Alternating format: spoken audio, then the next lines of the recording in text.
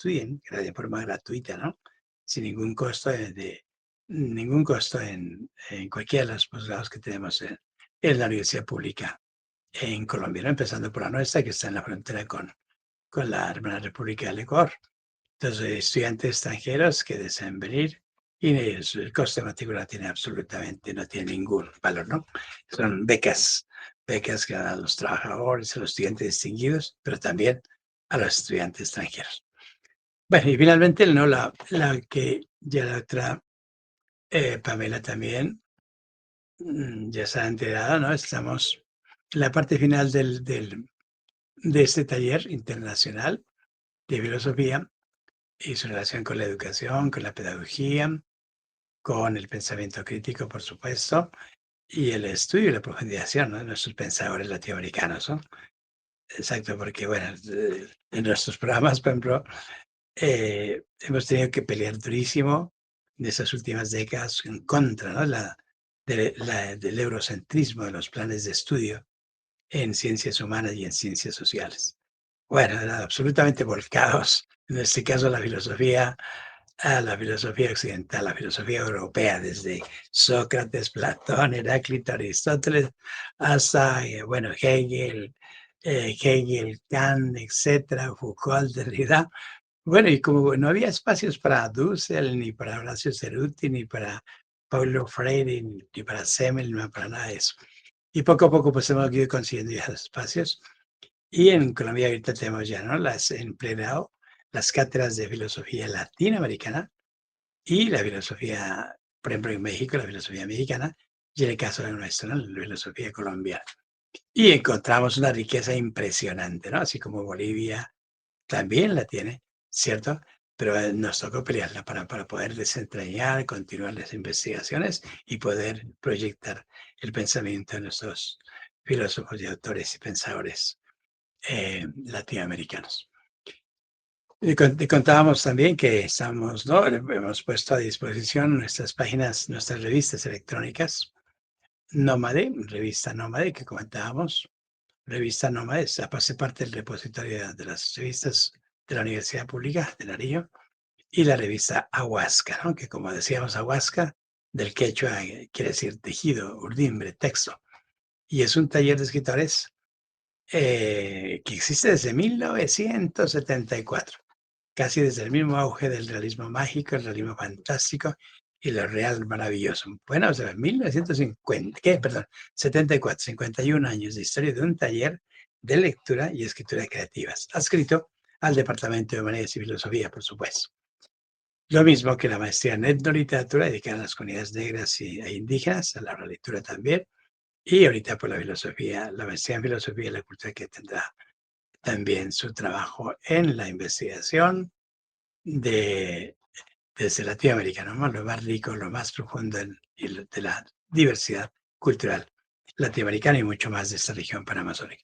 Entonces, está ya a disposición, por ejemplo, ahorita acabamos una edición más de Nómade, que es la revista del Departamento de Humanidades y Filosofía, una edición más y ahorita en julio ya empezamos a la siguiente, ¿no? El siguiente número, la siguiente edición, para lo cual no están invitados nuestros talleristas, quienes vayan terminando su ensayo, su artículo, no importa la extensión.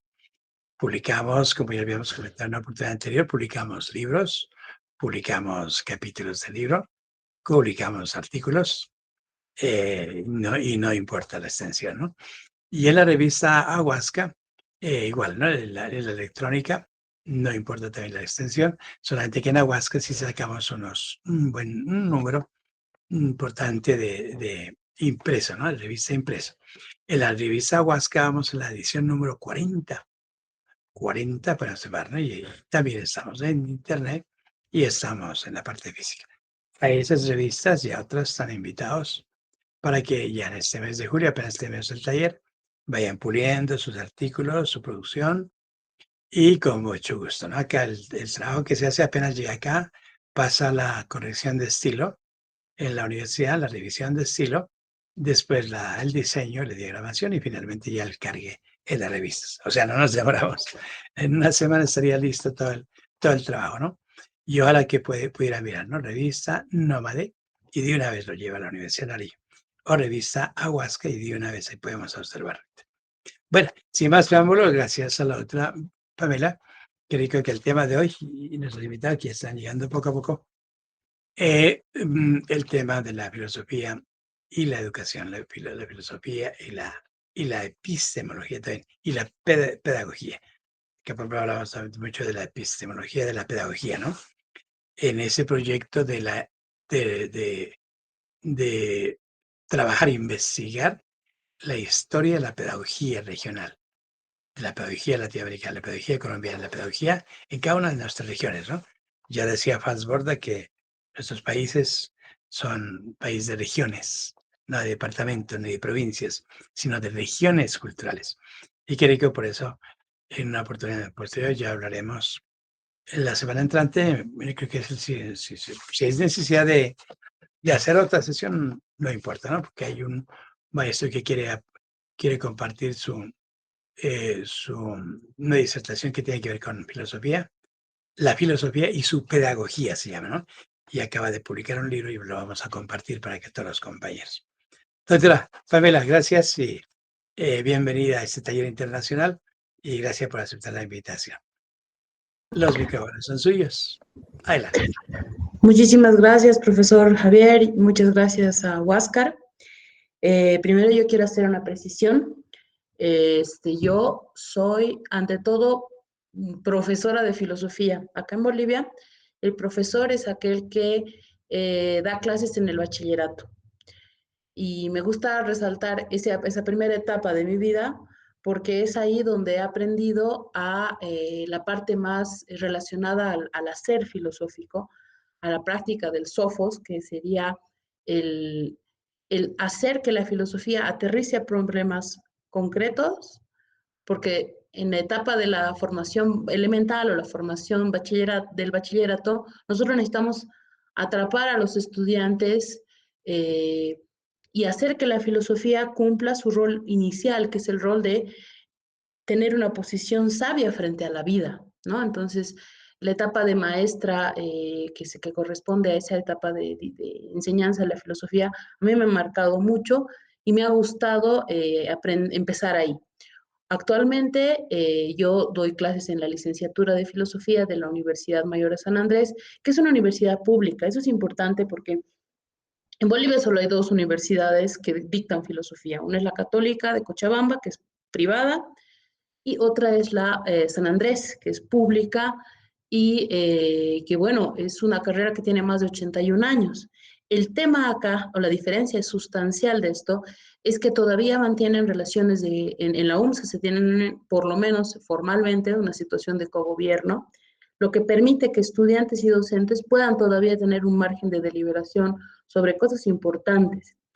Lastimosamente, si bien a inicio ha habido un tema muy apegado a una filosofía marcada en una formación de manuales, la primera gran revolución que sucede al interior de las aulas de filosofía se da cuando Arturo Orías, que es una persona que ha trabajado sobre Rousseau y ha trabajado mucho el tema, ha sido autoridad dentro de la universidad, le da un sesgo importante a la carrera de filosofía y señala que se debe acudir a los propios textos de filosofía y no a la visión de manual. Esto es muy importante en relación a cómo voy a enfocar, cómo se debe enseñar la filosofía desde las aulas.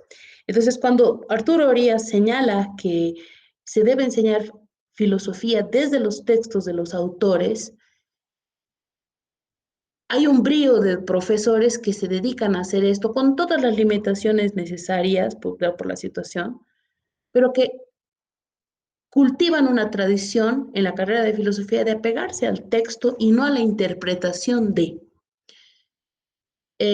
Actualmente, si bien los programas gozan de una libertad de cátedra, la siguiente invasión que yo podría decir, me llamaba la atención cuando Javier decía hace un momento, bueno, ha habido una etapa bien dura del núcleo de la filosofía como algo eurocéntrico.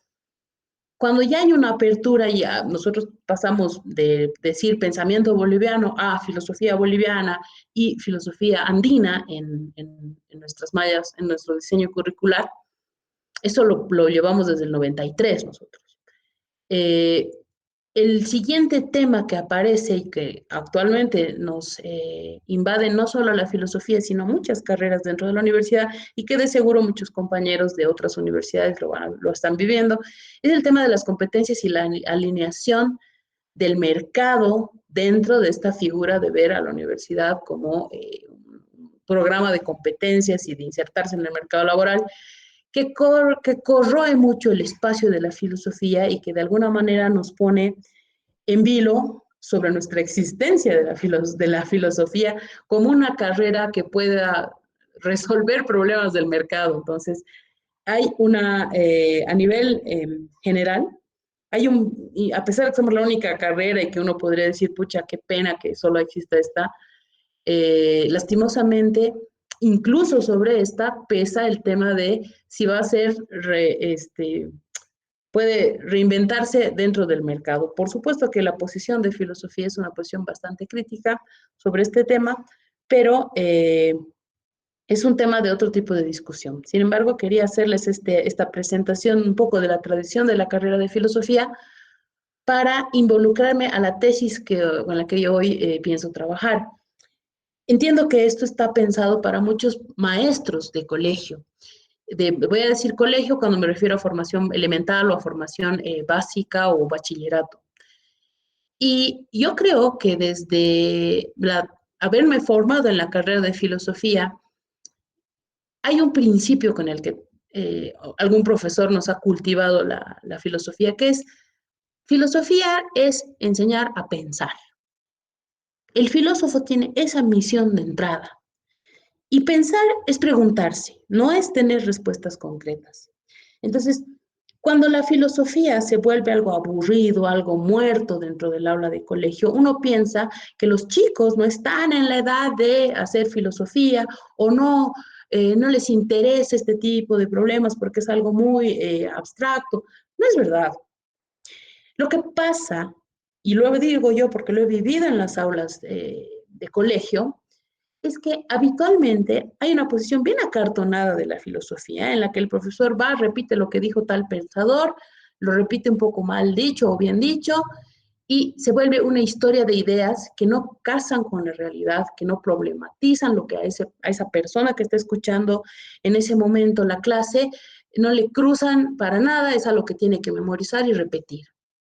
Entonces, filosofía no está muy lejos de ser historia de ideas o de ser dogmatismos y repeticiones de cosas que dijo alguien que no me importa.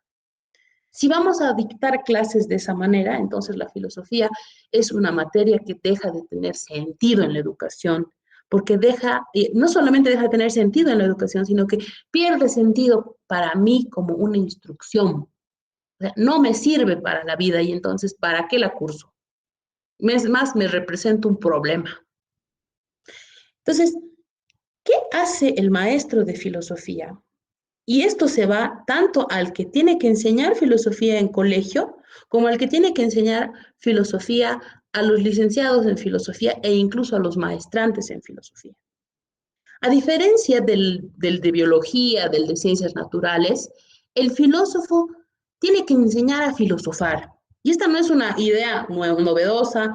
Lo dijo Salazar Bondi hace un montón de tiempo en un fabuloso manual que tiene, que se llama Didáctica de la Enseñanza de la Filosofía, donde, claro, lo que él nos dice es que el reto del profesor de filosofía es que le tiene que enseñar a filosofar al otro y eso supone que uno mismo tiene que ejercer la filosofía, tiene que filosofar. Se enseña a filosofar filosofando, se enseña a cuestionarse, a preguntar, siendo un curioso. Entonces, la enseñanza de la filosofía como fundamento de la educación no es el tener hitos a quienes hay que acudir y repetir, es cultivar en el estudiante la capacidad de pensar y al pensar la capacidad de criticar. Porque no todos nuestros estudiantes van a ser doctores en filosofía. No todos los bachilleres que nos están escuchando cuando damos las clases en el colegio van a estudiar filosofía. Estamos enseñando a ingenieros, estamos enseñando a médicos, abogados, a comerciantes, estamos enseñando a todos ellos. Pero entonces, si les vamos a enseñar a repetir ideas, no les estamos enseñando nada. ¿Qué nos corresponde enseñar? Nos corresponde enseñarles a ser ciudadanos críticos, a argumentar ideas, a pensar de otra manera las cosas. En última instancia, cuando nosotros enseñamos a nuestros estudiantes, y esto lo quiero recalcar muy, muy, muy precisamente, les tenemos que enseñar en los textos de los filósofos, porque es en ese texto en el que nos contagiamos de la vitalidad, en el que nos contagiamos de esa tradición que cuestiona todo. ¿Qué sería del pensamiento crítico, que es el que trata de analizar los obstáculos por los cuales algo nos impide llegar a la autorrealización y ver las causas que impiden esa autorrealización y los medios con los que podemos superar? Si es que a eso nosotros no lo sustentamos con el conocimiento de uno mismo, cuando uno mismo piensa sus condiciones y su situación, y ahí estamos cumpliendo la clásica visión de Sócrates, conócete a ti mismo. Cuando logramos que un estudiante pueda reflexionar sobre sí mismo y sobre su condición y pueda analizar las causas que hacen que esa sea su condición, estamos produciendo estudiantes que pueden pensar, los estamos haciendo filosofar.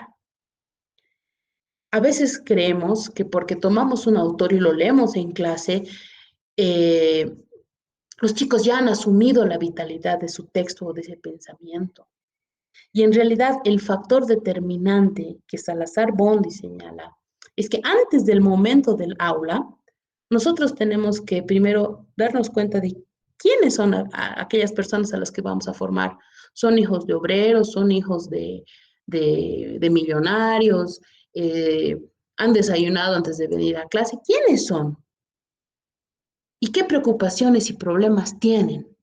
Es la primera base que el profesor tiene que tener clara cuando va a pensar una clase, porque hasta los ejemplos van a salir de esa condición. Y lo segundo, uno tiene que estar a la altura del saber que va a enseñar. Y no solamente pasa por el tema de, no, que yo me he formado en filosofía, y no, no, no. Pasa por el tema de saber si estamos a la altura de problematizar con los textos que vamos a presentar. Una visión dual que yo he tenido en la formación en colegio ha sido que primero tenía una profesora que era mayor, que nos enseñaba cosas clásicas de la filosofía y que lastimosamente, a pesar de que a mí me atraía incluso saber tablas de valores de verdad y esas cosas, nunca ha sido una problematizadora dentro de la clase. Era entrar, aprender, atender, repetir. Luego cambiaron de profesor y nos tocó un estudiante que era de filosofía, de la carrera de filosofía, que no entró en el programa de lo que pide el ministerio para estudiar, sino que nos empezó a enseñar ontología, nos empezó a enseñar axiología y nos hacía leer a los autores que eran sumamente difíciles. Muchos papás reaccionaron con esa actitud porque decían, ¿cómo van a leer textos de universidad? ¿Cómo van a leer a los filósofos? Cuando en realidad este profesor estaba haciendo correctamente lo que se debe hacer. ¿Qué mejor manera de enseñar filosofía si no es acercando a los jóvenes a los filósofos, enseñándoles a filosofar? ¿Con quién se aprende a filosofar? Con el filósofo, con la filósofa. Entonces, esa cercanía al texto es uno de los caminos, de los mejores caminos para acercarse al hacer filosofía. Entiendo que Cecilia Guzmán está levantando la mano, no sé si quiere que le dé la palabra y continuamos o cómo es la metodología que ustedes trabajan. No, normalmente tenemos una ronda de exposición, escuchamos a nuestra expositora y luego sí, hacemos una ronda de participación. Entonces, te vamos a rogar, Celia, entonces pudieras aguantarte un rato, concluye Pamela y hacemos la ronda de participación de todos, por favor. Perfecto. Entonces, procedemos de esa manera. Entonces, esa es la primera cosa que yo diría que es un primer concepto que hay que tener. Enseñarles a pensar, uno, enseñarles a ser curiosos, enseñarse a problematizar, que ya es un buen oficio. El profesor que ha logrado que sus estudiantes hagan eso, eso se lo van a deber de por vida. Más allá de que repitan o no a tal autor o no sé qué, eso es fundamental para la existencia de esas personas, es para su vida. Lo segundo es que la mejor manera, hay muchas maneras de acercarlos a la filosofía, pero una de las mejores maneras es acercarlos a los textos. Son difíciles, son endiablados, hay textos lindísimos. Y entonces hay que acercarlos a esos textos. Yo les decía que son dinamita porque revientan sus ideas. Hay una cosa importante que no quiero que se me pase de lado. Yo he trabajado con jóvenes de 14, 15 años, porque esa era la edad de escolaridad. Yo trabajaba en un colegio muy grande que tenía 10 paralelos de un solo nivel, o sea que yo tenía un curso en 10 paralelos similares, ¿no? Entonces yo podía pasar con chicos de esa edad y a los de bachillerato superior yo no los veía. Entonces, a mí esa edad me encanta porque están en la etapa de quiebre de la autoridad, ¿no? Los papás ya no son la voz de la verdad, los profesores no son la voz de la verdad y están buscando construirse como persona. Es la etapa más dolorosa, pero es la más necesaria y yo diría que es la más filosófica porque están en ese quiebre de las autoridades, de lo establecido. Y entonces la filosofía yo diría que es el paño que tranquiliza de alguna manera esa búsqueda y la solapa con la producción de el autoconocimiento que les hace mucho beneficio a los jóvenes. A mí me encantaba esa edad. Sé que así es muy dolorosa esa edad y sé que son muy complicados, pero es una etapa linda para enseñar filosofía. Eso lo voy a repetir hasta el cansancio porque me llevaba muy bien con esos jóvenes. Otra cosa es sacarlos de la inercia. A veces el profesor de filosofía es muy plano, y por plano me refiero a que vamos, tenemos una pizarra, repetimos la idea, hacemos un diagrama, y de repente muchos nos siguen la idea, porque es como aprender una clase de física, ¿no? Uno aprende conceptos, cómo se relacionan estos conceptos, cómo se ha dado esto, un poco de historia, un poco de geografía, un poco de literatura, y uno va teniendo una idea de cómo era el mundo de ese filósofo. Pero el peso de esa idea, el calar en el individuo, en la persona, en el curso, el peso de esa idea no se obtiene con la exposición de ideas. Yo diría que lo que a mí me ha resultado es la inclusión de las clases en debate. Eso es fundamental para un profesor de filosofía. Es difícil, es complicado, perdemos mucho tiempo, porque claro, yo entiendo que uno tiene la presión del contenido, tengo que avanzar esto, tengo que llegar hasta aquí. Miren, cuando yo empecé a trabajar, el profesor, éramos 3 profesores de filosofía en un colegio, para que vean lo grande que era ese colegio. Y el profesor más antiguo me dice, ¿sabe qué? Le voy a decir una cosa, teníamos que coordinar planes de trabajo. Me dice, avance 30 páginas del libro cada semestre, cada trimestre, y usted va a acabar el año tranquila. Claro que ha sido un muy buen consejo porque me ha dosificado las cosas y ese consejo lo he utilizado bastante para hacer mis programas. Pero la realidad, cuando uno decide romper ciertas cositas dentro del aula, ya no obedece a esas 30 hojitas, ya no obedece a esos 10 contenidos que uno debe avanzar, porque uno se queda hablando y discutiendo el tema una clase y la siguiente clase, a mí me ha pasado que los estudiantes querían seguir debatiendo. Yo pensaba que era porque perdían el tiempo, pero en realidad muchas de esa generación, si bien no estudió filosofía, terminó siendo abogados, les encantaba hablar en público, les encantaba discutir las ideas.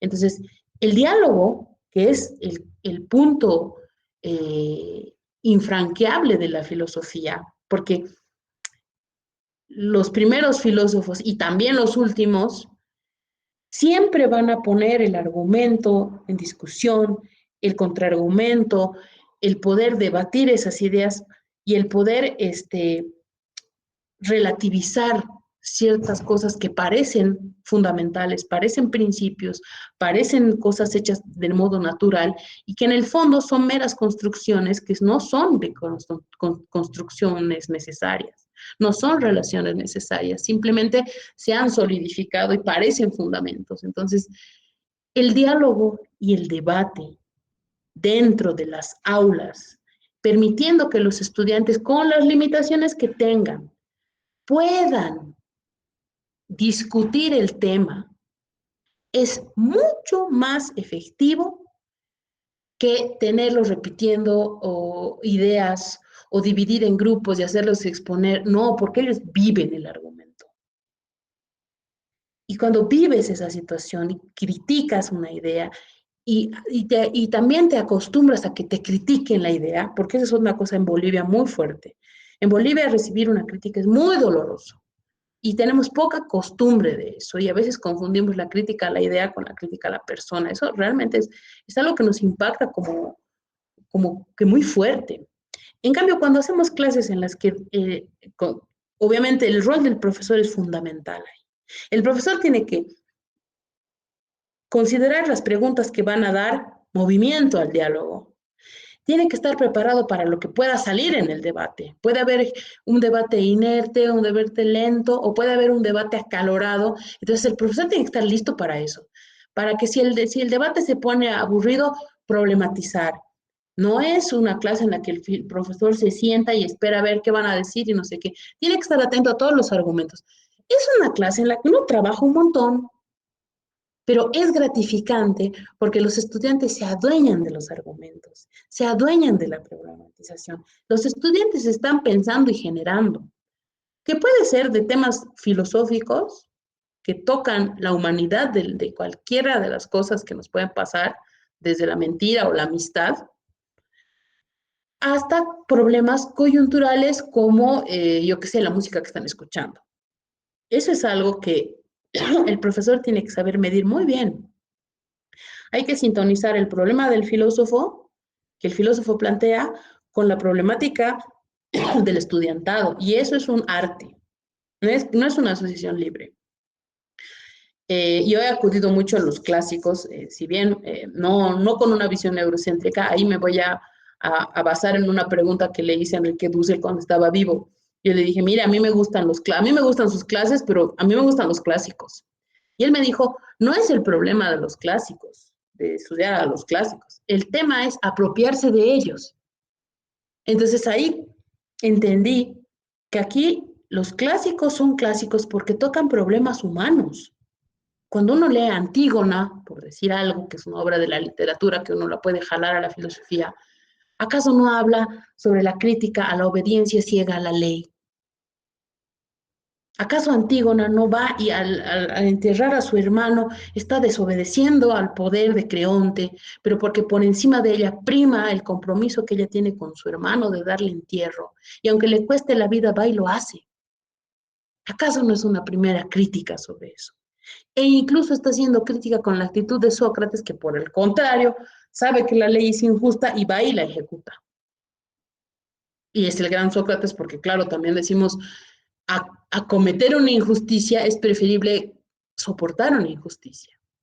Entonces, no es que la filosofía, y esto lo digo a nivel general, no es solamente que hay que estudiar a los autores críticos, claro que sí, que Marx tiene que seguir en nuestras aulas, tiene que seguir, pero también tiene que seguir Epicuro, también tiene que salir todos aquellos que han sido críticos con la situación de su momento, porque lo que les tenemos que enseñar a los estudiantes es esta capacidad de tener una curiosidad sobre su situación y poder analizar por qué no pueden realizarse de la manera que quisieran y qué cosas impiden eso, porque cultivar eso es cultivar una racionalidad social.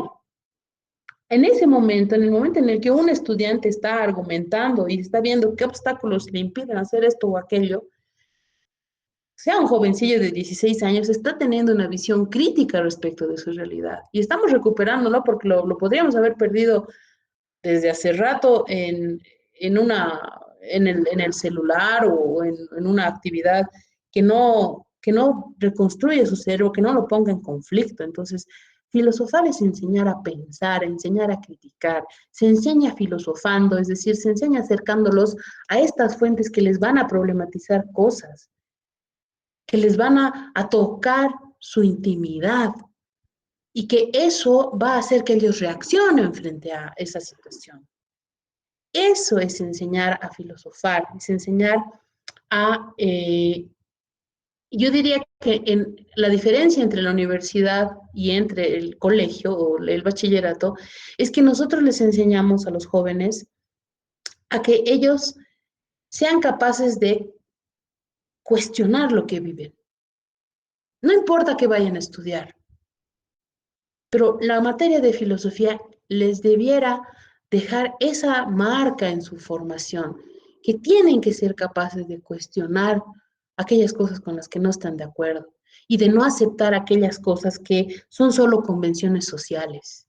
Y muchos de los, yo diría que la generalidad de los filósofos nos va a permitir eso. Por supuesto que hay otros filósofos que también han encubierto este tipo de relaciones y que también hay que enseñarlos como eso, ¿no? Como lo que han producido.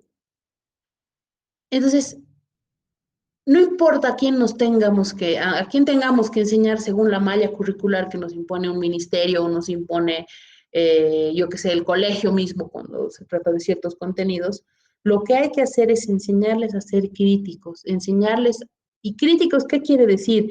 A pensar, a analizar qué pasa con ellos, qué los limita, qué cosas, cuáles son las causas de esas limitaciones, los medios que tiene para superar y darles la herramienta del diálogo y del debate. Porque a veces tenemos una visión tan simple de los jóvenes, como si fueran infantes que carecen de pensamiento, que en realidad eso empobrece nuestra visión y la visión de ellos. Y eso nos me lleva al último tema respecto del maestro de filosofía. Salazar Bondi es bien duro y bien exigente con el maestro de filosofía, porque dice, si se va a acercar a los textos de los filósofos, no solamente hay que tener una coraza interna, es decir, no cualquiera dedica el tiempo, vida y existencia a problemas que han catapultado a una persona hace 2000 años, hace 150 años. Hay gente que no le interesa eso y está bien, pero el filósofo, el profesor de filosofía, supuestamente desea meterse a esas problemáticas, comparte esas problemáticas y vive esas ideas.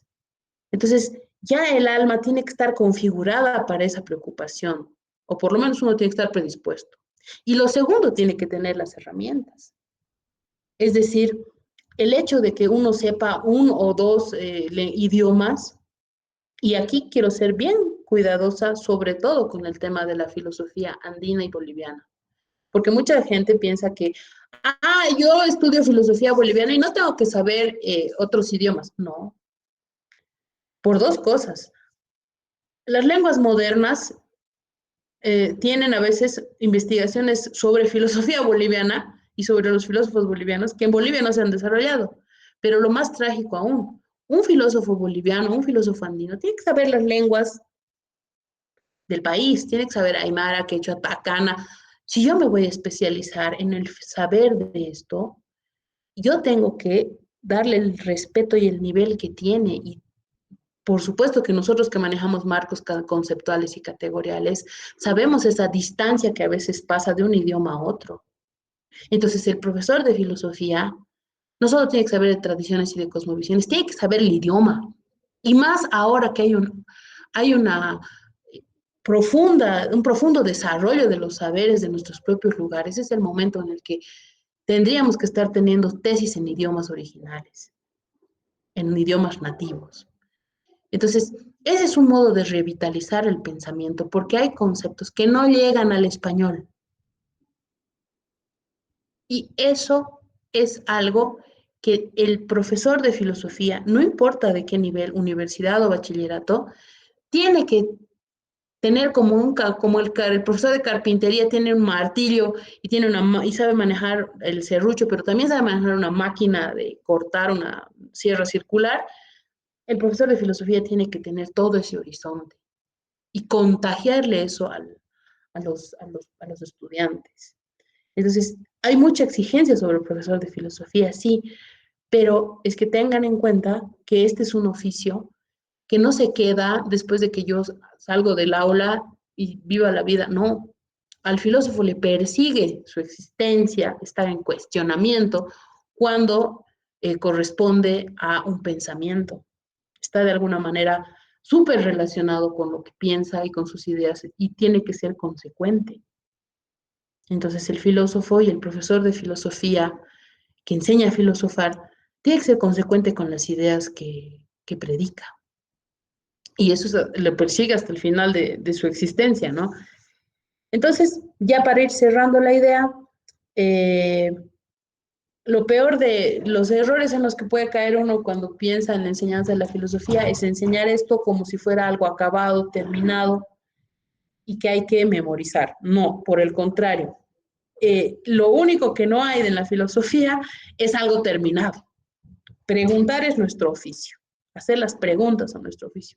Y las respuestas son buenos intentos, pero siempre van a ser intentos. Entonces hay que enseñar a ser estudiantes curiosos. Sus preguntas, aunque dolorosas, son frescas y le introducen oxígeno a nuestro saber.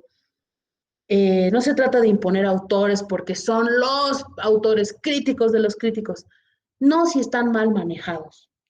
Hay que transmitir la frescura del pensamiento y lo fuerte de ese autor.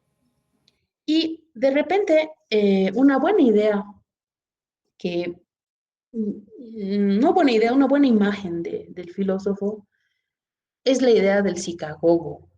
El psicagogo es el que se encarga de guiar al alma en el sentido, el alma en el sentido del el interior de uno mismo, ¿no?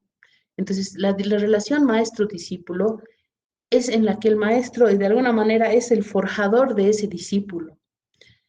Obviamente el discípulo también cuestiona al maestro, le pregunta cosas y por supuesto que tiene un peso importante, pero la filosofía, a diferencia de las demás ciencias a las que responde el tema de la epísteme, yo creo que en realidad la buena filosofía es un sofos, es un saber que se relaciona con la vida práctica. No se cristaliza en algo cerrado, sino que es la cajita de siempre hacer preguntas. Esa es la mejor enseñanza de filosofía en todos los niveles, pero sobre todo en colegio o en bachillerato, porque no todos van a ser filósofos.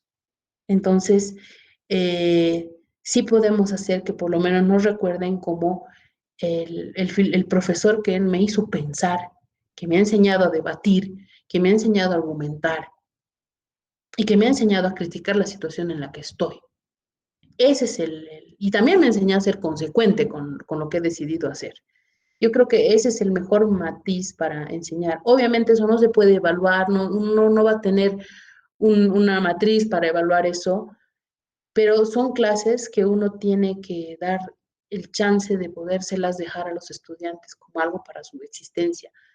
Yo creo que el mejor modo de enseñar filosofía es enseñar a debatir, enseñar a discutir, y eso se hace creando espacios para diálogo dentro de las aulas. ¿Son difíciles de hacer? ¿Toman mucho tiempo? Sí, soy consciente de eso, pero es la mejor manera de enseñar.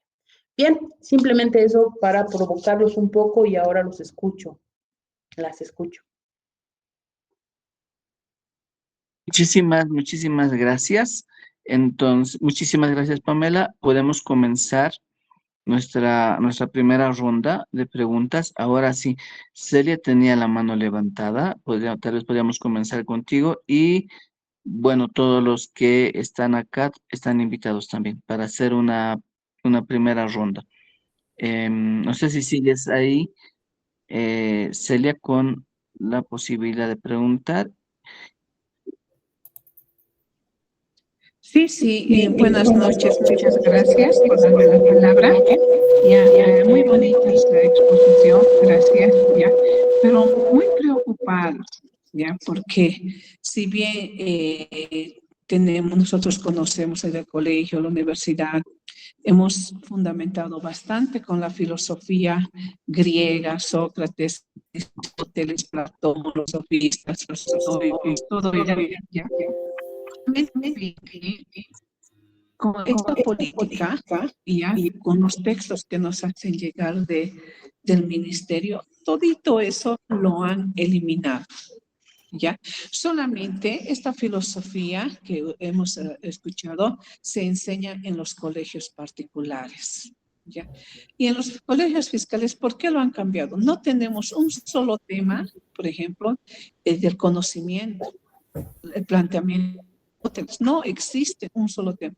¿Por qué lo han cambiado? Por pensamiento andino, Advayala, pensamiento aymara, pensamiento filosófico de los mayas, de los aztecas. Y esto es lo que acaba de exponer, lamentablemente lo han eliminado de todo el programa a nivel nacional.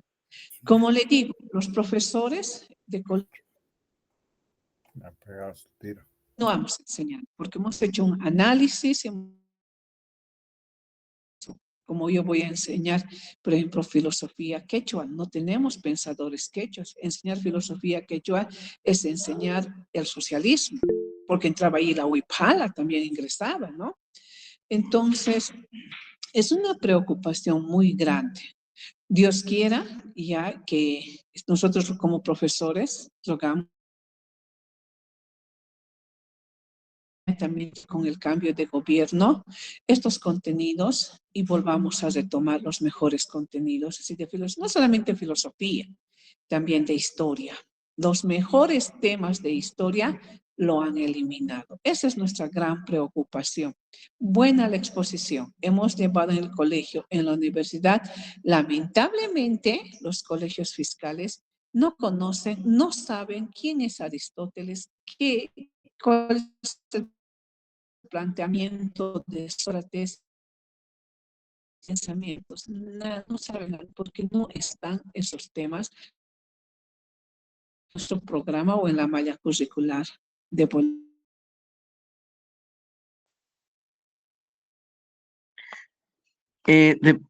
Gracias, Celia. Te damos la palabra, por favor, a nuestro director. Vamos a nuestro director Javier y de ahí levantaba la mano también Ernesto. Por favor, entonces, nuestro director Javier primero. Muy buenas noches, Álvaro León. Pamela, su aporte me da que pensar y me da que pensar en el mismo sentido que abriendo el texto de Heidegger, ¿qué significa pensar? En su primera página dice que lo más grave del mundo actual es que aún no comenzamos a pensar. Yo pues ya voy a cumplir 60 años en el mundo educativo y la intervención de Pamela me generó una serie de interrogantes. Y hago la siguiente afirmación. En Colombia, finalizando la década del 60 y comienzo del 70, una vez que llegó a la Universidad Colombiana y me ubico en Bogotá, porque allá fue donde me formé, la tecnología educativa con el conductismo, pues, y desde esa época, desde el 70 hasta este momento, con el nuevo Plan Decenal de Educación, que lo quieren imponer de nuevo, y con el término Plan Decenal de Educación, que siempre es una metáfora para todos los reformismos pedagógicos. El primer golpe bajo, como los golpes que se dan en el boxeo, que recibió la filosofía, fue el discurso pedagógico. Entonces, desde la década del 70, el discurso pedagógico quiso acaparar y quiso imponerse por encima de lo que en el momento pensábamos que era la filosofía, y con toda su variedad porque de alguna manera la filosofía en Colombia estuvo en manos de las diferentes comunidades religiosas. Al estar en manos de las diferentes comunidades religiosas, pues la filosofía se redujo a teología. Éramos santos teólogos en esa época. Reflexionábamos en nombre de Dios y de lo que nos decía el catecismo del Padre Astete para cualquier interrogante que sabios tiene la Santa Madre Iglesia. De modo que llevamos ya más de 50 años en que la pedagogía se ha impuesto como un modelo cognitivo, reduciendo al máximo eso que tanto le interesaba a Freire, que tanto le interesó a Dussel, y era la pregunta en el campo educativo. Y la pregunta en el campo educativo, pues, correspondía al saber de la filosofía. Entonces, en la medida en que se puso el modelo pedagógico que obedece al modelo neoliberal en educación, o sea, a ese modelo en que se concibe la educación como una mercancía, pues dejamos de filosofar en Colombia, dejamos de interrogarnos y se impuso una jerga que fue reemplazando a los diversos saberes, a los diversos conocimientos. Eso me parece que hay que tenerlo en cuenta porque el docente nuestro, el profesor nuestro de filosofía ya no filosofa, diríamos. La filosofía que yo recuerde, ese bello texto de la Apología de Sócrates, que tuve la fortuna de leérmelo a mis 13 años, pues tiene que ver con la vida. Pero a partir de la década del 70, las editoriales entran al escenario de la educación y se comienzan las traducciones. Y recuerdo ese libro viejito ya, que la primera traducción del texto de Bachelard, la epistemología, entonces arrancamos en ese momento hablando de epistemología y nos olvidamos de la filosofía y la epistemología pasó a ser una especie de umbral que tenía que ver con los que eran inteligentes ya y los que no eran inteligentes. De modo que para mí sí es preocupante es que la filosofía desde esa época se convirtió en una jerga y una jerga que tenía que ver con todo lo que implicaban las traducciones. Se comenzó a las traducciones de Gastón Bachelard y se comenzaron otras traducciones que con nuestros buenos traductores que tuvimos en la década del 70 de la filosofía alemana y comenzamos a conocer pues los textos de los grandes lectores de Hegel como Alexandre Collet, como Jan Hipólito y bueno, otros tantos textos y todas las traducciones que se hicieron de otros historiadores de la filosofía que nos permitieron ampliar el conocimiento. Entonces la preocupación no es, sino que yo veo que la pedagogía en ningún momento puede reemplazar el saber filosófico y que esa imposición de ese saber pedagógico, pues ese es un problema de los reformismos pedagógicos desde que se implantó el neoliberalismo y pues ustedes saben que ya a partir de la década del 80, pues entonces nos volvimos ya, éramos tentativamente sabios, éramos científicos y la pelea era entre si éramos científicos o no éramos científicos, si la filosofía era una ciencia o no era una ciencia. Entonces nos metimos a cubrir ese problema a pura epistemología. Entonces la epistemología se volvió el abracadabra para el profesor y nos fuimos olvidando de otras cosas y entramos fue en una competencia, cuál era el más lector, en una competencia, cuál se había leído la última traducción, en una competencia, cuál era mejor esta traducción o aquella traducción, y las editoriales hicieron su agosto y nos engañaban también con títulos que no correspondían a las obras, en el caso de las traducciones de Althusser, de Etienne Balibar, de Jean Rancière, de Poulanza, de Godelier, y bueno, todo ese campo del marxismo. De modo que sí me preocupa que todavía sigamos pensando que es la epistemología la que nos permite colocarnos en el mismo rango de las ciencias, pero ese es un modelo que ustedes lo conocen, que corresponde a esa concepción, a ese modelo neoliberal de la educación. Yo creo que ahí es donde es otro debate. ¿Qué está pasando con los saberes que circulan en las universidades en Sudamérica, desde que este territorio se llamó Latinoamérica, ya con los Borbones? Muy amables.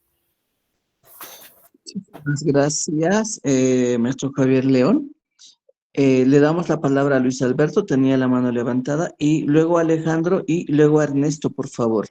Primero Luis Alberto, luego Alejandro, luego Ernesto. Buenas noches. Buenas noches. Qué gusto oírlo, qué gusto las palabras de la profe Pamela y lo mismo de Álvaro León. Entré a la conversación cuando la profe Pamela hablaba algo referente a Dussel, entonces quisiera que me repitiera ese punto, dado que la enseñanza multidisciplinar es clave en el aula en este momento. Pero eso va ligado también a lo que acaba de decir Álvaro en cuanto a la calidad, entre comillas, si así lo podemos llamar, del docente, del profesor, ya que ese consumismo neoliberal ha hecho que el profesor tenga ciertas normas de conducta y de comportamiento en el aula que se olvida precisamente de lo que se quiere que sea la filosofía, una enseñanza de diálogo primero y una posibilidad de un espacio de crítica, que si bien en este sistema en que estamos es difícil, pero es lo que necesitamos. Entonces, esas serían unas dos preguntas para hacerle y continuar el diálogo. El camino, el cambio es ese sendero que todavía seguimos, neoliberal, como dijo Álvaro, o hay posibilidades, y eso es lo que decimos muchos, de hacer un cambio hacia otro sendero, pero partiendo de la premisa de que el profesor, el maestro, el educador, tiene que también cambiar, porque si no, seguimos en la misma ruta. Muchas gracias. Si no estoy mal en mis apuntes, es Alejandro el que levantaba la mano, si no me equivoco. Tienes la palabra, Alejandro, si no me estoy confundiendo. Voy a tratar de hablar, voy en camino, espero que no haya mucha interferencia. Si hay mucho ruido, me dicen para no sé, hacer un alto. Estaba escuchando tanto a la intervención de nuestra panelista de hoy,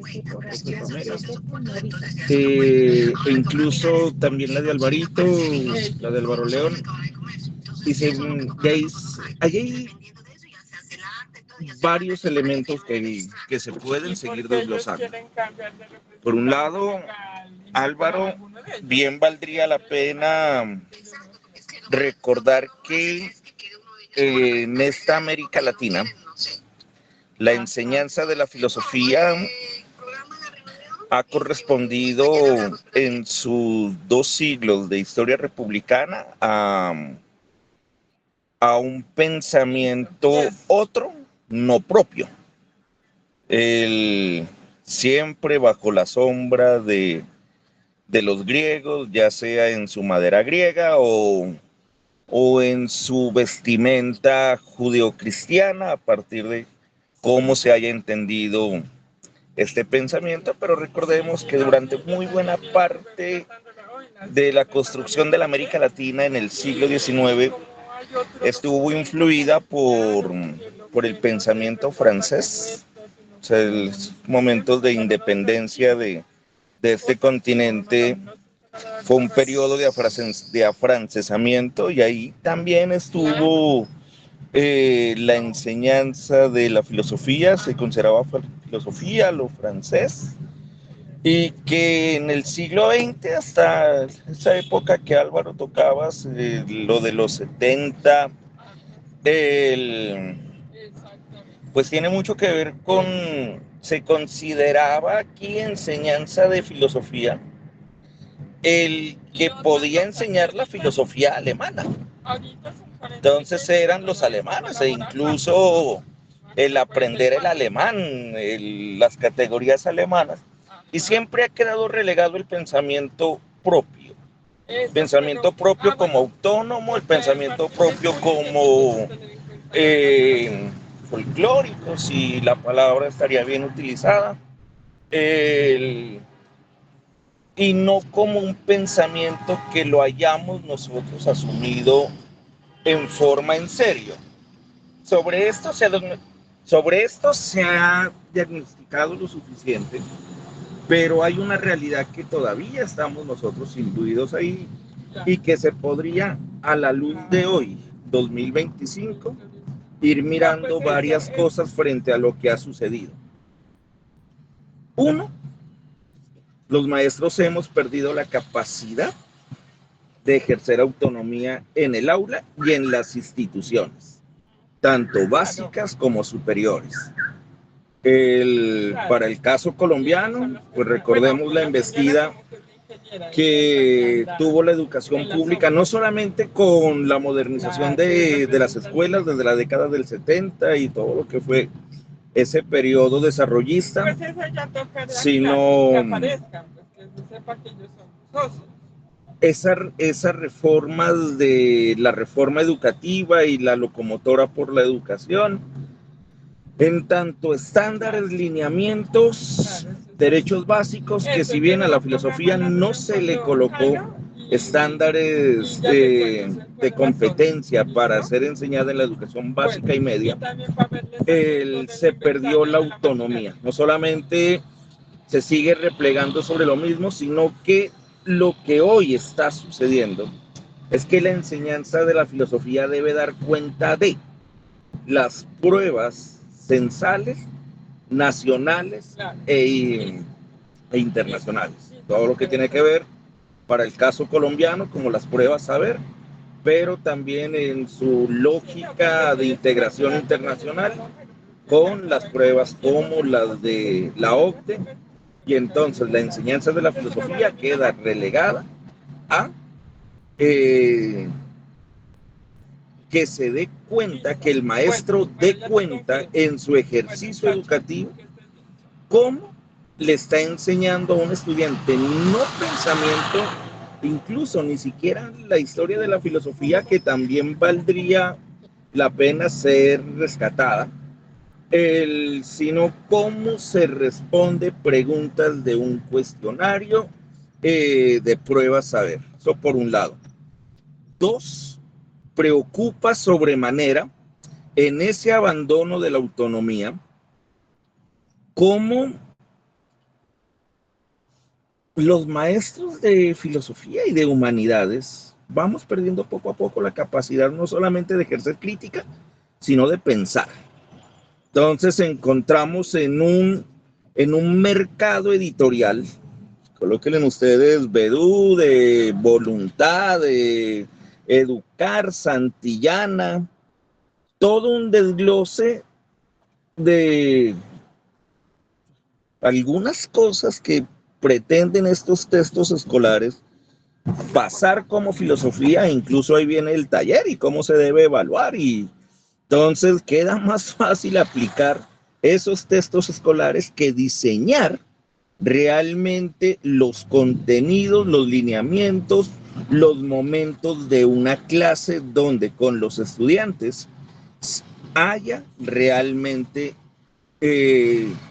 una toma de postura frente a la realidad contextual, donde haya una búsqueda por la autonomía, por el pensamiento.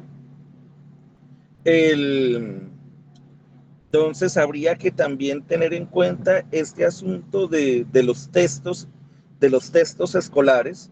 Y 3, es que eso viene acompañado de un lenguaje.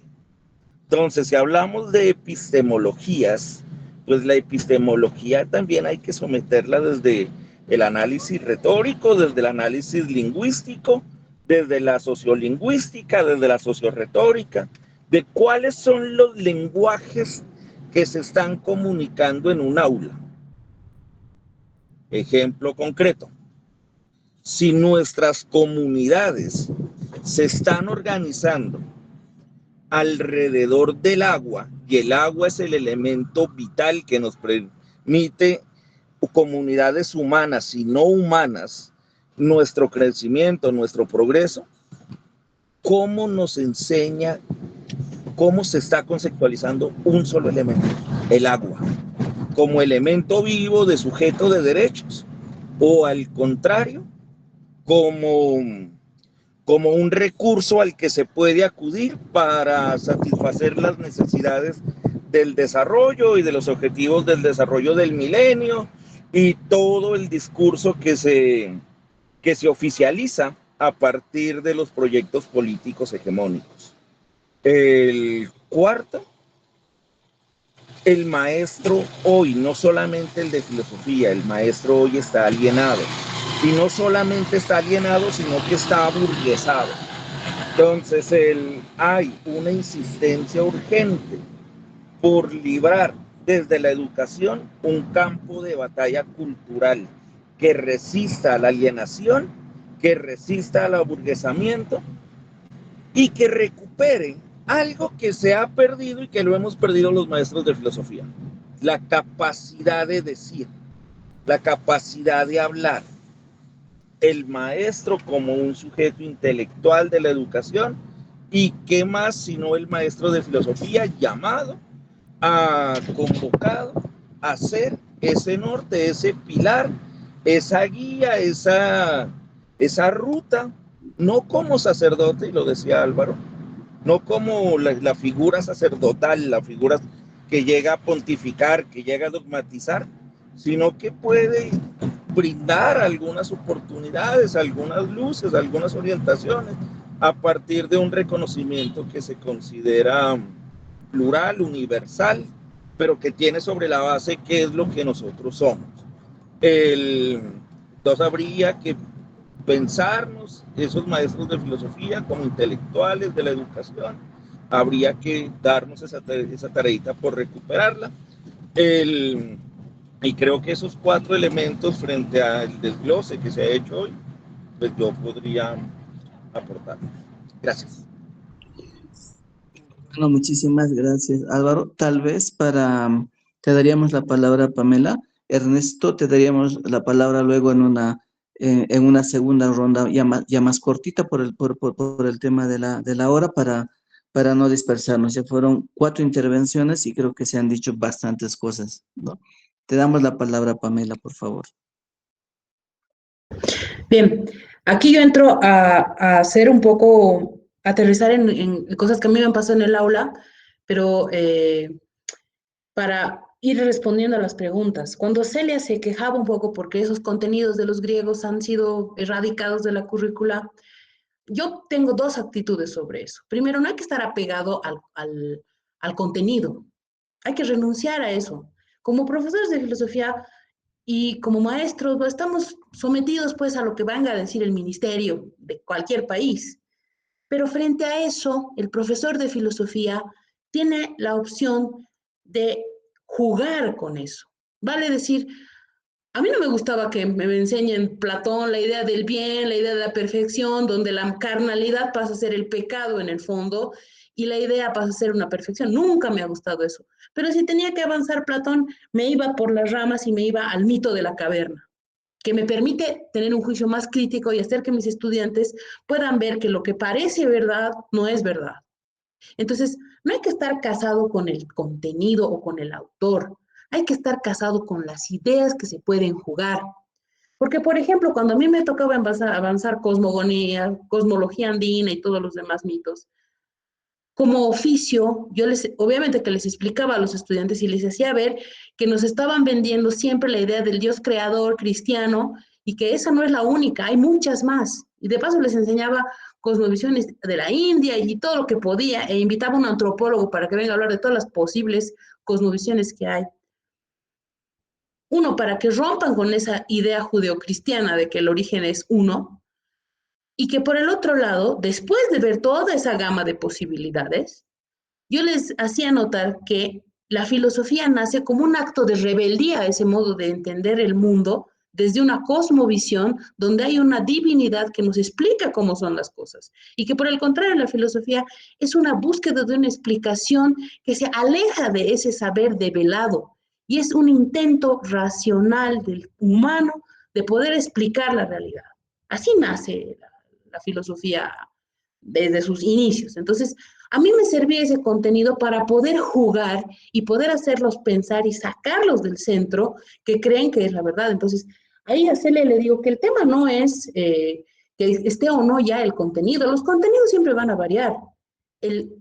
Por eso el trabajo del maestro de filosofía es qué hago con esto y cómo los hago filosofar. Y se lo digo desde mi experiencia porque yo he aprendido griego después de que lo prohibieron en la universidad y que lo quitaron del aula. Yo he ido a tocar puertas para aprender griego y aprender en una casa. Entonces, el estudiante que quiere aprender algo lo va a aprender cuando guste. Y la labor del maestro no es renegar contra los contenidos que tiene, es, bueno, los contenidos siempre van a ser contenidos de un saber establecido, porque vienen ya desde una jerarquía, desde un gobierno, o desde un modelo de Estado, o desde un modelo de vida, o desde un modelo económico, por último. El tema es que la labor del maestro de filosofía no es repetir eso, sino valerse de eso para hacer que los estudiantes cuestionen y critiquen y vean de dónde yo puedo capitalizar contenidos que me permitan hacer que mi estudiante piense. Yo en colegio católico he enseñado a ateísmo y a Epicuro, y con el aplauso y el visto bueno de la dirección, porque les enseñaba a pensar. Bien, paso al otro tema que lo decía también Rodrigo, si mal no recuerdo, sobre el tema de las traducciones. Eso es algo fundamental que ha pasado en Latinoamérica. En Latinoamérica, nosotros ni siquiera leíamos a los autores traducidos del griego al español. Veíamos la mala traducción francesa llevada al español, y entonces estudiábamos cualquier cosa menos a Platón, porque era la traducción del francés y de ir al español. Cuando nosotros tenemos una posibilidad de estudiar al autor, cuando nos acercamos en su idioma original. Y eso es algo que el profesor de filosofía tiene que exigirse. Y el maestro no tiene la moral para decir, no, yo no puedo. Los profesores que trabajamos en colegios fiscales, yo no he tenido el gusto de trabajar en fiscal porque no puedo, porque no soy normalista, pero los normalistas tienen un trabajo asegurado. Y como van a dar esas clases, pase lo que pase, porque tienen un ítem, tienen la obligación de seguirse formando. Y el profesor de filosofía tiene que exigirse, si yo voy a enseñar esto o el otro, tengo que saber si es alemán, si es inglés, y si voy a dar filosofía andina, tengo que saber aymara, tengo que saber estas lenguas. Tienen tiempo, eso es algo que uno debe invertir, eso como comprarse un diplomado, uno invierte horas y tiempo, pues el profesor tiene eso, porque tiene el trabajo asegurado, no se lo van a quitar, y tiene que seguirse formando. Porque si vamos a enseñar filosofía, aunque sea moderna, contemporánea, andina, mexicana, tenemos que podernos acercar a lo más que se pueda al pensamiento del autor, y eso pasa por saber el idioma de ese autor. Aunque nos duela, aunque nos cueste, aunque estemos viejos, yo, señores, tengo que aprender latín porque tengo que dar estas clases de medieval. Y si quiero enseñar eso, tengo que saber. Es así de simple y crudo. Cualquier reforma pasa por la autoexigencia del profesor. El profesor tiene que ser el más urgido en ser el mejor preparado para dar clases a los señores estudiantes de 13, 14 y 15 años. Es nuestra responsabilidad y es nuestra obligación, a mi modo de ver. Por eso el tema de las traducciones son una estafa, porque la traducción es ya una interpretación. ¿Y qué mejor cosa que dar una clase y mostrarle a los estudiantes que tal editorial que traduce esta palabra de esta manera está mal, porque esta palabra se refiere a esto? Eso es ser maestro. Y no ir al refrito de Santillana que me ha diseñado la tarea, las respuestas y que aquí también tengo que enfatizar en esto. No. Están los textos, que estén, uno tiene que avanzarlos, los avanzamos, pero siempre hay un espacio para poder ser dueños de nuestra aula y demostrarles a los jóvenes que esto nos obligan a aprender, pero también esto es lo que implica la filosofía. Entonces, volviendo a un poquito ya a lo que decía Luis Alberto, a mí Dussel, bueno, simplemente yo me he acercado a Dussel con esa culpa de, pucha, aquí se está hablando de eurocentrismo y yo estudiando griego, y encima la tesis en griego, y de alguna manera con un grado de culpa. Dussel también tiene algunos escritos, hasta Marx creo que su tesis es sobre Epicuro o alguien así. Entonces me acerqué con toda sinceridad a Dussel y le dije, mire Dussel, a mí me gustan los griegos. Me gusta el pensamiento griego y estudio griego porque me gusta y quiero algo de eso, pero no quisiera entrar en ser eurocéntrica. No se lo dije en esos términos, fue algo más sencillo, porque fueron minutos los que le hice esta pregunta. Y él me dijo que el problema no eran los griegos, el tema era apropiarse de los griegos. Es decir, el saber filosófico no es algo que ya esté depurado, es cómo me apropio de eso y cómo a eso yo le doy un significado. Antígona, si se la estudia desde una óptica muy cerrada, pues va a ser una rebelde sin causa. Pero si se la estudia desde el tema de que a veces se puede uno rebelar a la ley porque no es legítima, porque lo legítimo es otra cosa, nos sirve para abrir muchas puertas. Entonces, aquí el tema es cómo yo me apropio de lo que pasó en los griegos en este caso, ¿no? Y el tema de que, ya sobre lo último que decía Alejandro, porque no me quiero otra vez ganar yo el tiempo, sino que haya debate, coincide en una cosa, el profesor de filosofía dentro del aula, a diferencia del de matemáticas, que el de matemáticas resuelve ese ejercicio y puede seguir con su vida. No, el filósofo tiene que ser consecuente pues con su existencia, porque para eso piensa, ¿no? Eh, yo diría que una cosa de las que más me costaba al principio cuando hacía clases de debate era no sentirme yo la intelectual de la clase y los chicos mis aprendices. Ha sido hasta que me he dado cuenta que en realidad el profesor es un cerebro más dentro de la lluvia de argumentos de los jóvenes, de los estudiantes. Entonces, sí es cierto, nosotros generamos el espacio del debate, del análisis, de la crítica, leemos al pensador, lo ponemos en discusión, pero nunca hay que creerse ni reproducir la relación jerárquica de ser maestro-estudiante. De hecho, el filósofo yo creo que parte de tener la corriente de un pensamiento crítico es hacerle sentir a los jóvenes y bajarse uno del pedestal de que yo porque soy mayor o porque yo soy el maestro, yo tengo que tener la razón, o yo soy el que los voy a guiar porque yo soy el intelectual. No, somos un cerebro más dentro del aula. Eso les va a permitir a los jóvenes que en las futuras relaciones, sean laborales, contractuales, con el jefe, con el gobierno, no sé con quién, siempre piensen que cuando van a argumentar una idea, que cuando van a pensar, están yendo de igual a igual. Por eso la universidad pública es rescatable también el tema de la autonomía y del cogobierno, porque docentes y estudiantes nos vemos cara a cara en los consejos universitarios. Y entonces argumentamos de la misma manera y se rompe la jerarquía maestro-estudiante, que es una jerarquía difícil de aceptarla cuando uno es el estudiante, el docente, porque uno tiene pues, el poder. Aunque no nos guste, es una relación jerárquica. Entonces hay que tratar de salirse de esa figura de que nosotros somos los que... Sí, vamos a guiar el debate, pero tenemos que creernos un cerebro más dentro del aula. Eso simplemente. Muchísimas gracias, Pamela. Ernesto estaba solicitando la palabra hace rato. ¿Estás ahí, Ernesto? Gracias, Inti. Gracias, Pamela. Buenas noches, ¿no? Gracias por su exposición eh, al respecto de la labor de la filosofía y del filósofo. No, tengo un par de preguntas. En realidad, acá los que estamos aquí conectados no somos filósofos en su totalidad, ¿no?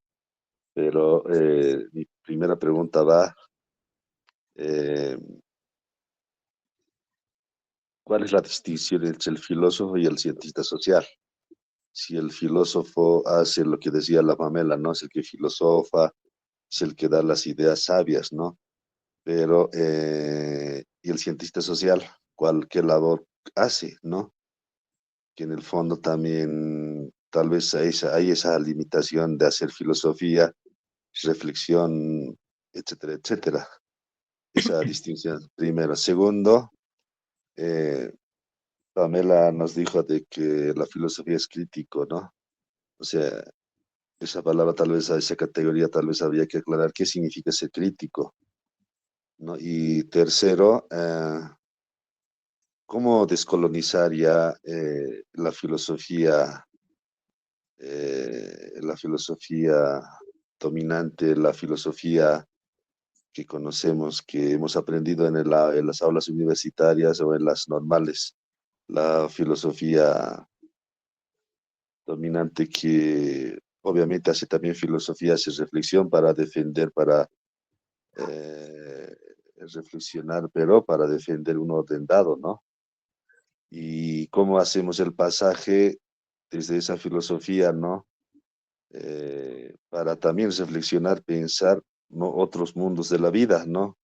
Que son también aplastados, ¿no? Por las ideas dominantes, por la filosofía del orden dado, ¿no? Ya hablamos de ese Platón, Aristóteles, ¿no? Toda la filosofía griega en adelante.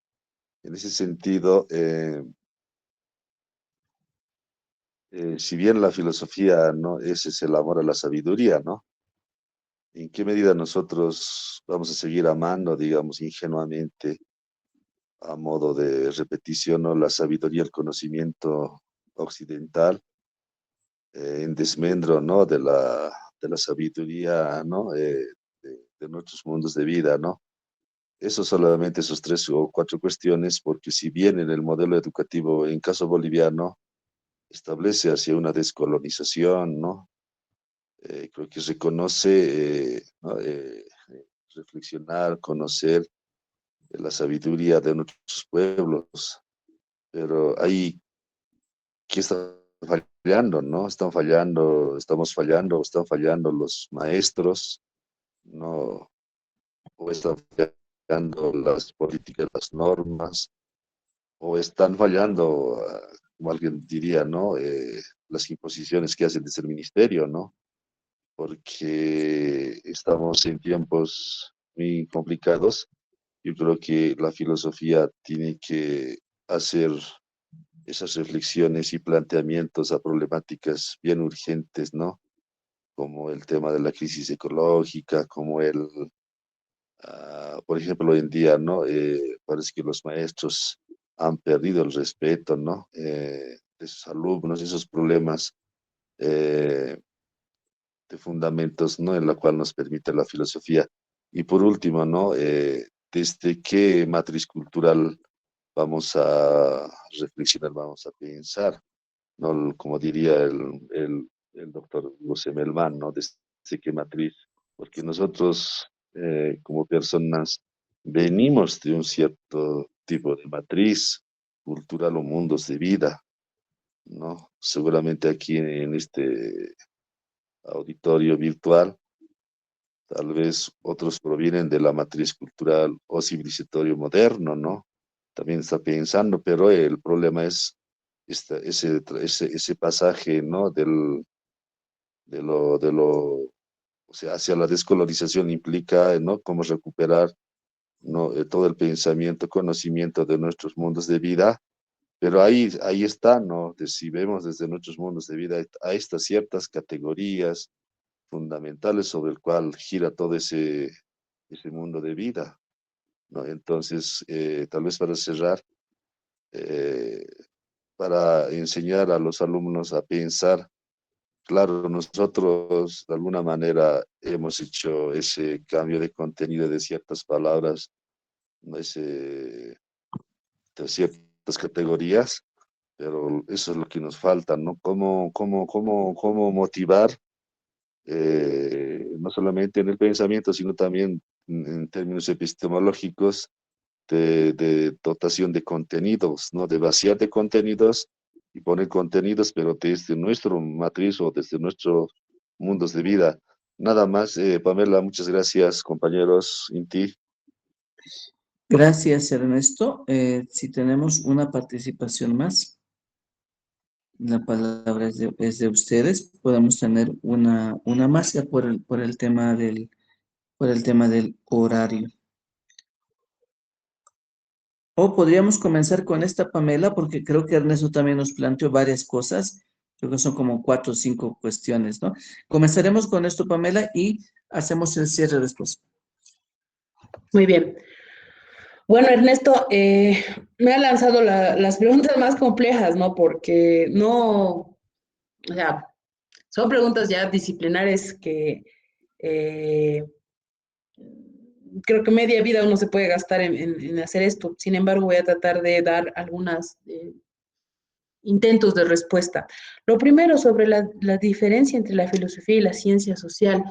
De hecho, veo que hay muchos acercamientos entre filosofía y ciencia social, pero creo que la misión de la filosofía es trabajar sobre los fundamentos sobre los que posteriormente puede erigirse la ciencia social, ¿no? La filosofía, en todo caso, trata de criticar o de develar los supuestos sobre los que las otras ciencias, en las que también estaría la ciencia social, se basan, ¿no?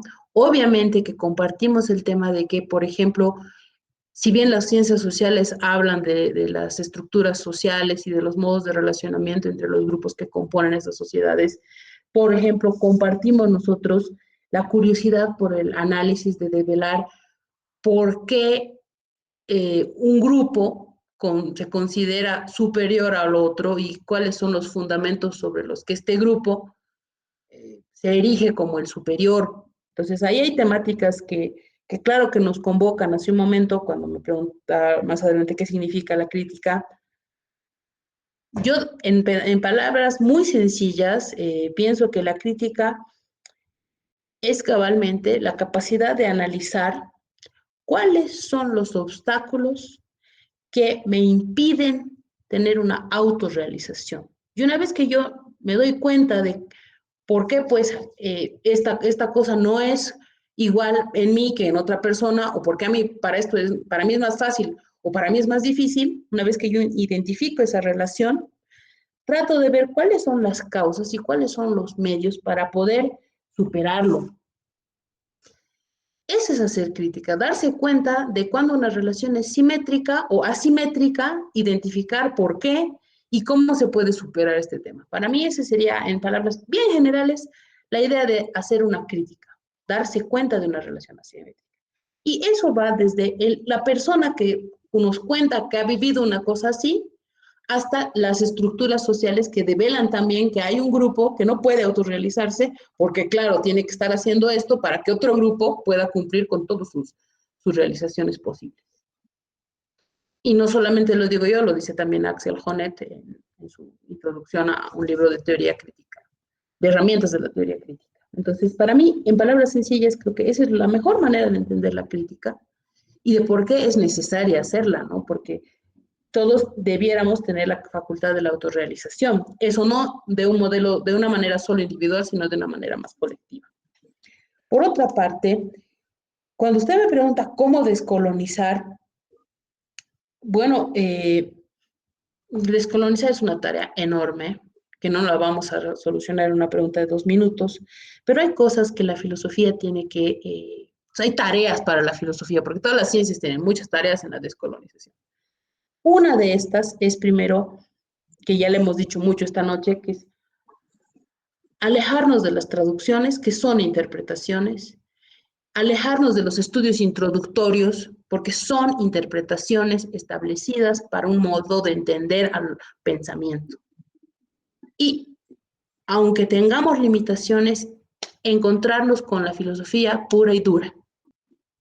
Esa es para mí la primera tarea que tiene que hacer la filosofía. Tiene que ponerse en contacto con el pensamiento del filósofo y pare de tener interpretaciones, traducciones. No, hay que irse cara a cara con la filosofía. 2, porque entonces uno dice, entonces solo son los filósofos europeos con los que hay que dialogar. No, también es la tarea de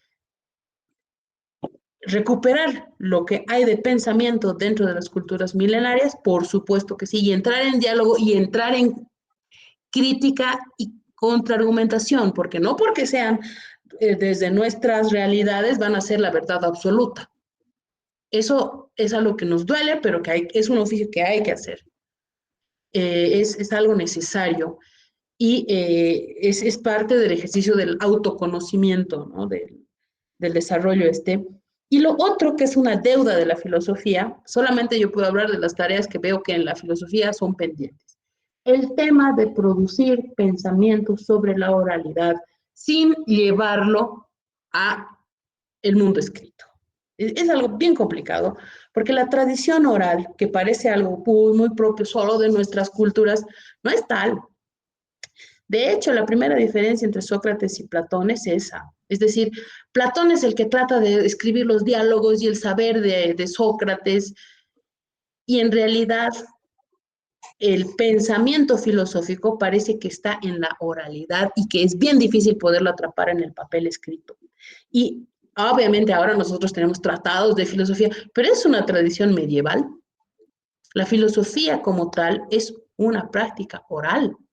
Y eso es el pensamiento desarrollado en la oralidad, es algo que todavía los filósofos, yo diría que de buena parte del planeta, o unos no lo toman en serio, y los otros no hemos encontrado el instrumento para poder trabajar con esa maquinaria. El pensamiento en la oralidad es algo tan complicado de trabajar que no hay un instrumento, por eso lo hemos llevado siempre al escrito. Pues, en palabras de un intérprete de Platón, parece que ahí es donde se pierde el pensamiento filosófico. En el momento en el que Platón empieza a escribir el diálogo, se ha perdido el verdadero filosofar que está en la oralidad. Eso es algo que la filosofía tiene que trabajarlo con seriedad, porque se da por hecho de que la filosofía es un tratado escrito que nace con la escritura, que se desarrolla tal, pero no. El gran pensador Sócrates es oralidad, no escribió nada. Y ahí hay una cosa que también hay que desarrollar en las filosofías nativas, milenarias, porque están en la oralidad y hay que tratar de no fosilizarlas, ¿no? Y eso me lleva a algo con lo que no todos van a estar de acuerdo conmigo y que a mí también me cuesta mucho, el tema de hasta dónde podemos hablar de filosofías locales. Es decir, es lindo, a mí cuando leía a Leopoldo Sea, donde él decía la pregunta de si puede haber o no filosofía latinoamericana, y él dice, bueno, ya, filosofía latinoamericana, va. Y luego aparece la filosofía boliviana andina y parecen ser conquistas. También hay que hacerse la pregunta de si la filosofía es algo local, si la podemos dejar y decir, bueno, esta es filosofía mexicana, esta es boliviana, y si realmente la filosofía como tal no es algo que sea local. Yo no conozco una matemática, yo que sé, del valle, una de la cordillera, ¿no? La matemática es una. No digo que la filosofía siga ese régimen, pero también hay que cuestionarse esto, ¿no? Porque en última instancia la filosofía que trabaja el fundamento, si trabaja el fundamento, nos remite a la composición de lo humano.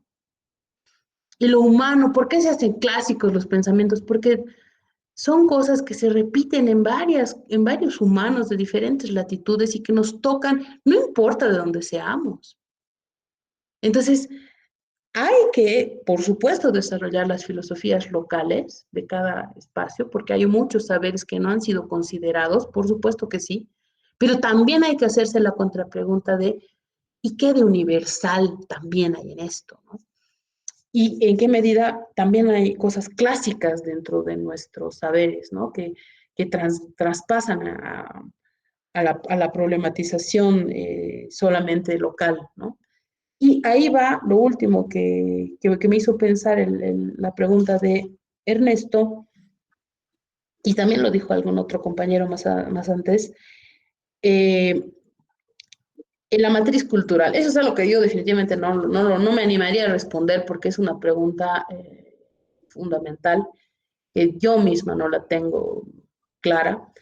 Simplemente me animaría a decir que la filosofía es tal en la medida en que irrumpe con vitalidad la exigencia burocrática del cotidiano de cada persona.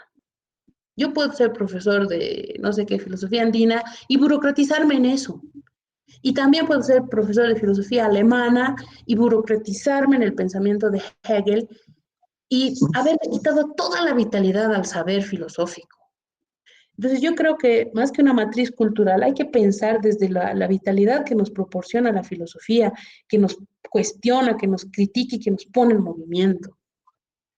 Y otra cosa que es fundamental es entender al humano no solo en la racionalidad, sino desde la propia palabra humano que nos remite a humus, que nos remite a tierra, y que no es solo la racionalidad. Eso es algo fundamental. Yo diría que es un aporte mucho de Dussel, desde donde yo lo he aprendido, que la racionalidad no es todo en la filosofía. Por supuesto que eso es un factor que hay que descolonizar, pero no perder por ello la vitalidad que esta misma tiene, de descentrar el argumento. Yo creo que esa es la misión de la filosofía y más que una matriz cultural, yo diría que su aporte es siempre poner inestable las certezas más firmes que tenemos. Desde la matriz cultural que tengamos, hasta de eso hay que llegar a poder respirar, criticar eso, mirarlo desde otra óptica, porque no podemos cambiar un modelo absoluto por otro absoluto. Eso es mis intentos de respuesta, porque son preguntas fundamentales las que Ernesto formula. Muchísimas gracias, Pamela. Por un tema de horario, me parece que va a ser un poco complicado hacer una ronda más extensa. Quisiera darle la palabra a nuestro director, si está ahí el maestro Javier, para poder hacer un cierre de la jornada. Maestro Javier, si estás por ahí. Sí, muy interesante, ¿no? Muy importante esta sesión de hoy. Increíble, ¿no? Por eso vamos a alargar un poquito más, ¿no? Esta sesión, especialmente la última relación de filosofía y pedagogía, filosofía y educación. Algunas conclusiones que alcanzamos a sacar, estaba escribiendo precisamente, escuchándolos a todos, empezando por la intervención central de Pamela. Uno que en esencia, enseñar filosofía es enseñar a pensar críticamente, ¿no? De eso no hay duda. Dos, que la filosofía incita a cuestionar las suposiciones, incita a cuestionar las creencias arraigadas y las verdades aceptadas. Y anima a ir más allá de la superficie e indagar en los porqués de las cosas. Tres, la filosofía se basa en la construcción y evaluación de argumentos. Se enseña a identificar premisas, a reconocer falacias lógicas y a construir argumentos coherentes y bien fundamentados. Ahí es, ¿no? Ahí está el corazón, el zungo, como decimos en quechua, del razonamiento crítico, ¿cierto? En la evaluación, la construcción y evaluación de argumentos. Cuatro, esa parte que es muy importante, ¿no? A través de la lectura de textos filosóficos y la escritura de ensayos, los estudiantes desarrollan la capacidad de expresar sus ideas con claridad, precisión y rigor. Entonces, a través de la lectura de textos filosóficos. Eso en razón de que, por ejemplo, ya en Latinoamérica, México, de algunas universidades colombianas también, y también que puede ser en Argentina, por supuesto, y en el Perú, es la inclusión de una asignatura que se llama lectura y producción de textos argumentativos. Por ejemplo, nosotros teníamos en nuestro programa, que tenía medio siglo, más de 50 años, Filosofía y Letras, enseñamos a construir texto poético, lectura y producción de textos poéticos, lectura y producción de textos narrativos, lectura y producción de textos dramáticos, de arte dramático. Pero, claro, ¿qué pasó cuando nos dimos cuenta que había problemas en la producción filosófica? Era claro, faltaba esa asignatura en un semestre completo, y es el primer semestre, ¿no? Lectura y producción de textos argumentativos, para que los estudiantes, a través del género, el ensayo, puedan, ¿no?, reflexionar y argumentar y desarrollar sus ideas, ¿no? Sus ideas sobre la sociedad, el entorno, el mundo, mi país, Latinoamérica, etc. Esa parte sí es clave, ¿no? Por eso, uno de los propósitos de nuestro taller era eso, ¿no? Que al final del taller o en el camino estemos escribiendo, ¿cierto? Si no hay escritura, no hay memoria, ¿no? Decía, por ejemplo, ese taller, ya llevamos 6 meses. ¿Y qué tal que de este taller no saliera, por decir un ejemplo, no saliera un ensayo, 2 ensayos, 3 ensayos? Ojalá que saliera un libro completo. Bueno, exacto, pero no quedaría la memoria. Ese punto es importante como conclusión de lo que estamos escuchando, ¿eh? Las enseñanzas que Pamela nos ha dejado, las inquietudes, la provocación también. Por eso el debate muy importante, lo que se ha hecho el día de hoy. Bueno, no quedan más sino agradecerle, ¿no?, a Pamela y a todos nuestros asistentes, a todos los que intervinieron, a Inti, por supuesto, que nos vemos la semana entrante en otra sesión más del Taller Internacional de Filosofía y Pensamiento Crítico. Un abrazo inmenso como el universo. Muchísimas gracias, profesor Javier. Te damos la palabra, Pamela, entonces, para tu despedida y ahí cerramos, por favor, la jornada. Bien, muchísimas gracias a todos. Ha sido una sesión bastante gratificante porque ha habido el intercambio de ideas y creo que lo mejor que se puede hacer con el tiempo en las clases es darles a los estudiantes un chance al debate. Siempre el debate y la oralidad corren las ideas de una manera más rápida que por escrito y los incentiva a poder seguir hincándole el diente a la filosofía y eso es algo muy bello. Muchas gracias, ha sido para mí un placer estar con ustedes y espero que nos veamos más adelante. Buenas noches. Muchísimas gracias a todas, a todos. Entonces, nos encontramos la siguiente semana. Estamos en la parte final de nuestro taller. Y bueno, pues comprometerte, Pamela, a ver si tenemos la posibilidad de seguir compartiendo en este espacio. Muchas gracias a todas, a todos. Buenas noches. Nos encontramos la semana que viene.